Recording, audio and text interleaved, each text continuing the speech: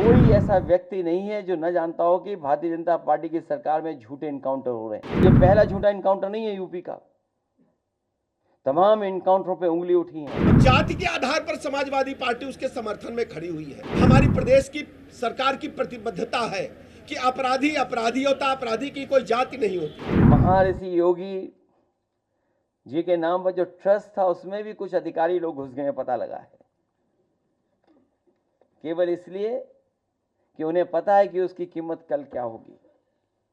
तो एक तरफ तो जहां ये लूट मची उत्तर प्रदेश में, वहीं अन्याय की सब सीमा टूट गई हैं। अभी हमें सुल्तानपुर के परिवार के सदस्य मिले जिनके बेटा इंजीनियर। कोई कल्पना कर सकता है आज के समय पर कि मुंह पर टेप लगा दिया जाए, हाथ पैर बांध दिए जाएं और पीट पीट करके उसकी जान ले ली जाए? क्या ये सुल्तानपुर की पहली घटना थी? इससे पहले भी इसी तरह की घटना हुई थी। अगर आपको याद हो कि भारतीय जनता पार्टी से संबंधित रखने वाले ने एक हत्या की थी वहीं पर सुल्तानपुर में। और अभी जो झूठी कहानी पढ़ी जा रही है इनकाउंटर को लेकर के,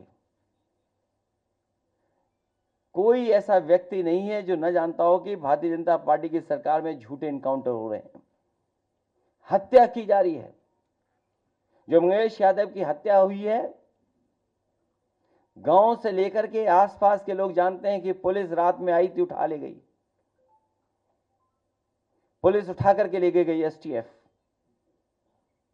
और सोचिए आप कैसी कहानी गढ़ी गई कि उसके पास नया बैग था, अमेरिकन टूरिस्ट बैग बताया गया, और जब बैग खोला गया तो उसमें भी कपड़े नए मिले शोरूम से खरीदे हुए। और जो मोटरसाइकिल मिली, सुनने में आ रहा है कि जो मोटरसाइकिल जिसकी चोरी हुई थी कई दिनों बाद एफआईआर लिखी गई। और उसके घर परिवार के लोगों के मां का इनको दर्द समझ में नहीं आ रहा, बहन के आंसू नहीं समझ में आ रहे हैं। और सोचिए कैसा दिमाग इनका, सरकार ने कैसी होशियारी दिखाई कि चप्पल में इनकाउंटर कर दिया। बताइए आप, कैसा दिमाग है इन लोगों का, क्या होशियारी दिखाई। कौन नई तस्वीर देख करके बता सकता है कि यह झूठा इनकाउंटर हुआ था? और यह पहला झूठा इनकाउंटर नहीं है यूपी का, तमाम इनकाउंटरों पे उंगली उठी है।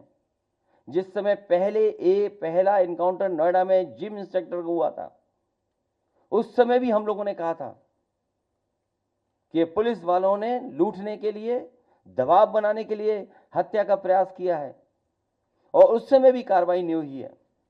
अभी तक जितनी भी हत्याएं हुई हैं या इनकाउंटर हुए हैं, सबसे ज्यादा पीड़ित परिवार के लोगों की हत्या की सरकार ने। हम लोग न्याय दिलाने के लिए सदन से लेकर के और संघर्ष के बीच में भी जाना पड़ेगा, तो समाजवादी लोग पीछे नहीं रह सकते। सुल्तानपुर की घटना में वांछित अपराधियों को हमारी पुलिस ने गिरफ्तार किया और पुलिस मुठभेड़ के दौरान एक व्यक्ति मारा गया। अब जाति के आधार पर समाजवादी पार्टी उसके समर्थन में खड़ी हुई है। हमारी प्रदेश की सरकार की प्रतिबद्धता है कि अपराधी अपराधी होता, अपराधी की कोई जाति नहीं होती। मैं कहना चाहता हूं कि हमारे साथ सर्व समाज के लोग जुड़े हैं। हमारी सरकार किसी व्यक्ति विशेष की सरकार नहीं है, यह सबकी सरकार है, सबके हितों की चिंता करती है। लेकिन हमारी जिम्मेदारी है हम प्रदेश में कानून के राज को स्थापित करें और हर स्थिति में लोगों को भयमुक्त वातावरण प्रदान करें। हम जब जानते हैं कि इस घटना में जो लोग वांछित थे उनके पास से गिरफ्तारी के दौरान 2.5 किलो से अधिक सोना बरामद हुआ है। जो दिन दहाड़े लूट हुई थी, 2.5 किलो से अधिक सोना बरामद हुआ है।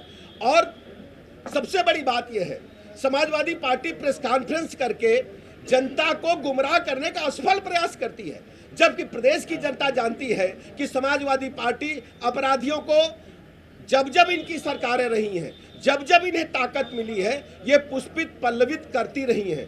जहां तक आप सब जानते हैं, समाजवादी पार्टी ने जिस ढंग से अपनी विगत सरकारों के दौरान, आप देखते होंगे, हमें अच्छी तरह याद है, इसी राजधानी लखनऊ में हजरतगंज के क्षेत्राधिकारी को लोहिया वाहिनी के गुंडों ने बोनट पर टांग करके लखनऊ की सड़कों पर घुमाया था और बेचारे वो पुलिस उपाधीक्षक बोनट पर लटके लटके पूरे लखनऊ में सड़कों पर नंगा नाच लोहिया वाहिनी के गुंडों ने किया था।